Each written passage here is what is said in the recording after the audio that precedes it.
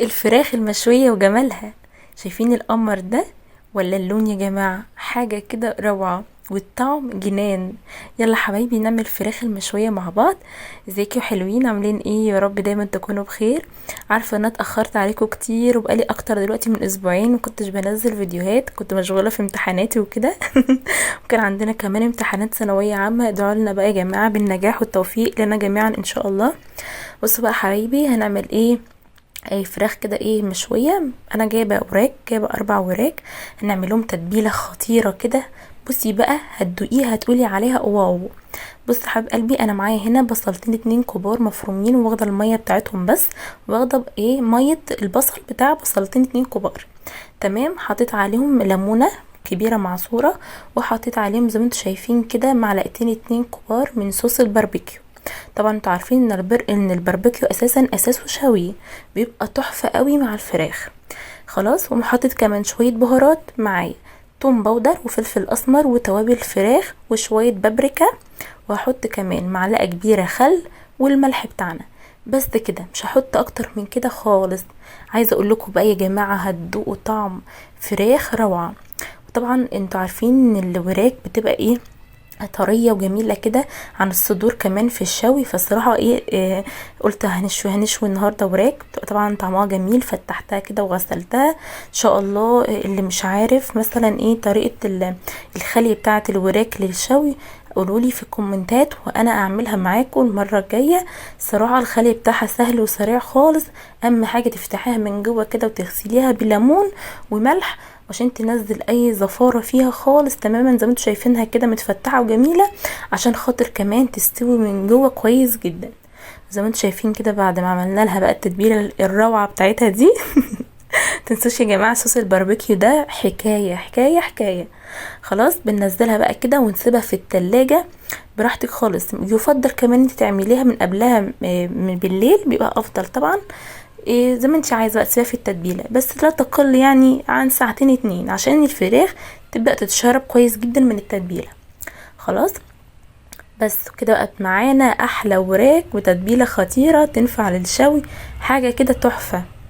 حابه انتي بقى تشوي مثلا على الشوايه، انا هشويها دلوقتي على الفحم معاكم. حابه انت تشويها بقى في الفرن براحتك خالص، اللي انتي عاوزاه اعمليه. زي ما انتوا شايفين هنا انا جبت كده الشبكه ولعت بقى الفحم. عايزه اقول لكم بقى الدخان وعيني خلاص كنت بنهار. بس كنت قاعده في البلكونه بقى وكان الجو جميل الصراحه، فقلت يلا نشوي في البلكونه.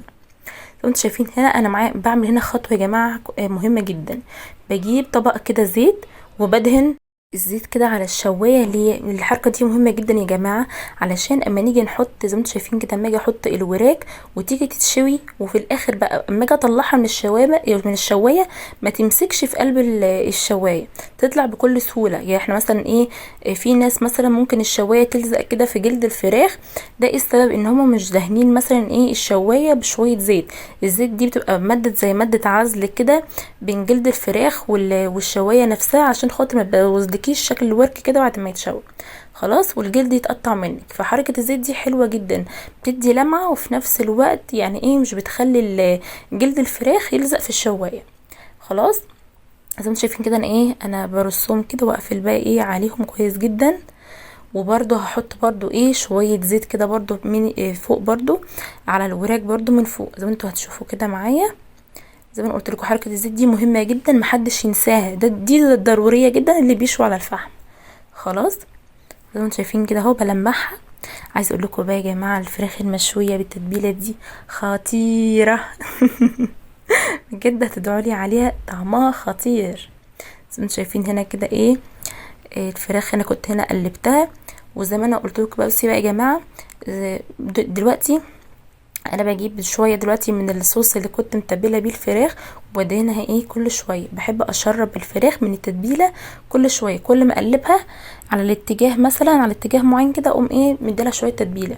كل تقليبه كده كل اتجاه اديلها شويه تتبيله. عايزه اقول لكم بقى الفراخ بتنها تتشرب لحد اخر لحظه وهي على الشوايه، بتبقى طعمها جميل جدا. جربوها يا جماعه، حلوه قوي. زي ما شايفين هنا كانت خلاص الفراخ هنا كانت استوت. طبعا الوراك عشان طبعا هي بتستوي بسرعه فما خدتش وقت مني خالص. هنا كنت بختبرها بالشوكة، لقيتها بسم الله ما شاء الله عليها مستوية كويس جدا جدا. شايفين هنا هوريكم كمان الورك ده هو بينشال شايفين تلاقوا حته كده ايه وقعت منه، كانت الفراخ هنا كده خلاص منهاره مستويه كويس جدا. خلاص الحركه يا جماعه بتاعه تفتحها من جوه دي حلوه جدا، بتخلي الفراخ تستوي بسرعه وتبقى شكلها جميله، حتى مفيش عظم من جوه كده يقعد يزهقك في الاكل. شايفين الجمال ده جربوها بقى حبايبي، متنسوش تقولي في الكومنتات ايه رايكم في الفراخ الخطيره دي. شايفين لونها لا محروقه بقى ولا حاجه. بس حبايب قلبي كده بقى الايه الفراخ بتاعتنا خلصت تنسوش بقى حبايبي اللايك والاشتراك في القناه والكومنت الجميل بتاعكم. مع السلامه.